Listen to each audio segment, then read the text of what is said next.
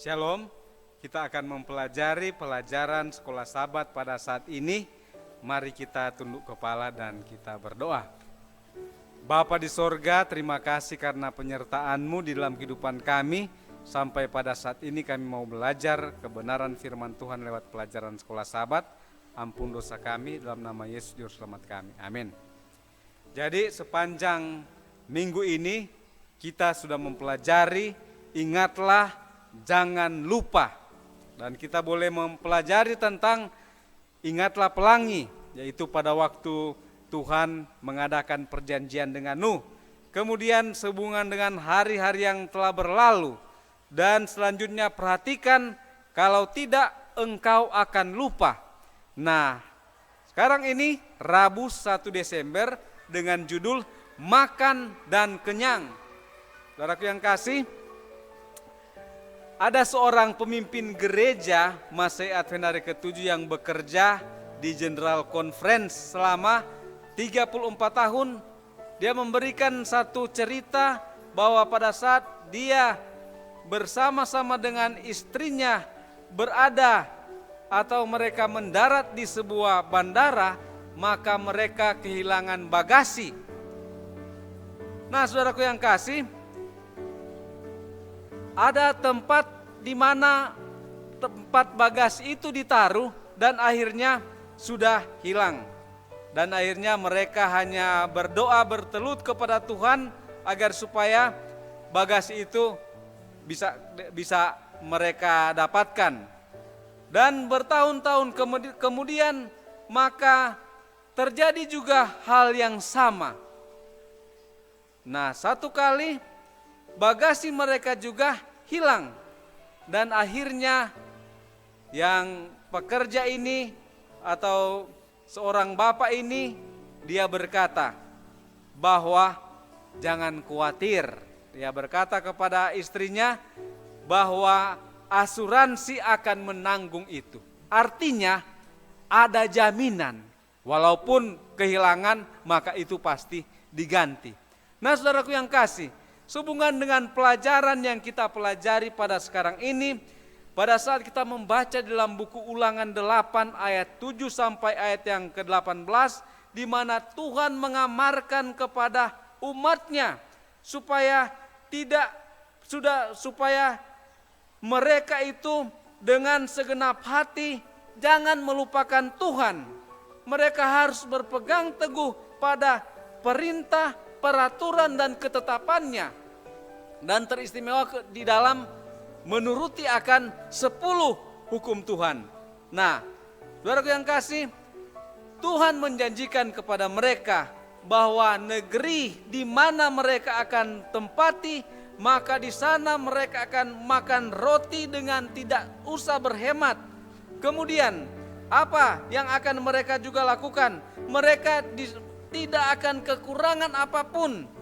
Kemudian apa? Mereka akan diberkati dengan limpahnya, ternak dan hewan, emas dan perak, rumah-rumah yang indah. Artinya mereka akan diberikan semua kenyamanan materi yang diinginkan di dalam hidup ini. Saudaraku yang kasih, janji Tuhan yang luar biasa. Tetapi apa selanjutnya? Mereka akan menghadapi bahaya yang selalu ada di saat seorang memiliki kemakmuran dan kekayaan. Kekayaan dan kemakmuran secara fisik, yaitu mereka akan melupakan Tuhan. Jadi di dalam Ulangan 8 ayat 18, bahwa Tuhan yang memberikan kekuatan untuk mendapatkan kekayaan. Saudaraku yang kasih, mereka sudah dipimpin oleh Tuhan di padang gurun yang dahsyat.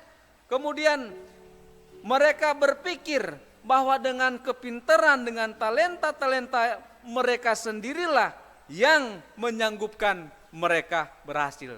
Jadi mereka beranggapan bahwa ini kami dapatkan karena kami ini hebat, kami punya talenta, kami memiliki kesanggupan untuk melakukan sesuai dengan kekuatan kami sendiri.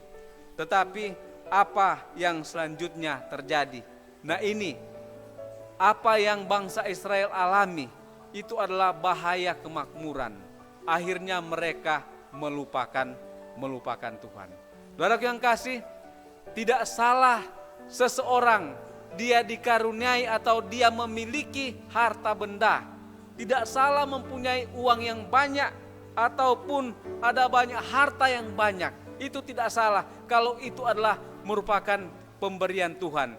Tetapi yang salahnya adalah bagaimana kita melupakan Tuhan yang pemberi kekuatan kepada kita untuk mendapatkan uang atau mendapatkan kekayaan.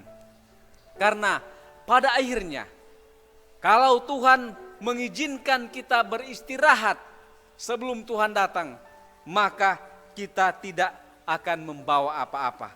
Tetapi apa yang seharusnya kita lakukan dengan apa yang Tuhan sudah berikan, teristimewa uang ataupun harta yang Tuhan sudah berikan kepada kita, maka kita harus menyalurkan itu di dalam saluran yang tepat. Kita harus mengembalikan persepuluhan, memberikan persembahan, kita harus memberikan pertolongan kepada orang-orang yang berkekurangan. Dengan demikian, itulah kita seperti mengumpulkan harta di sorga. Jangan seperti terjadi di Markus pasal 4 ayat 19. Itu Yesus menceritakan tentang perumpamaan seorang penabur. Ada penabur yang dia menaburkan di tanah yang berduri. Maksudnya itu adalah bahwa orang yang menerima firman akhirnya tipu daya kekayaan dan keinginan duniawi meliputi di dalam kehidupannya, akhirnya firman itu tidak berbuah. Menjadi contoh atau pelajaran bagi kita yang hidup sampai pada saat ini. Jikalau kita makan dan kenyang, jikalau kita berkelimpahan di dalam berkat yang Tuhan sudah berikan kepada kita, hendaklah kita bersyukur kepada Tuhan di dalam apapun yang kita hadapi pada sekarang ini. Kiranya Tuhan memberkati kita dalam nama Yesus. Amin.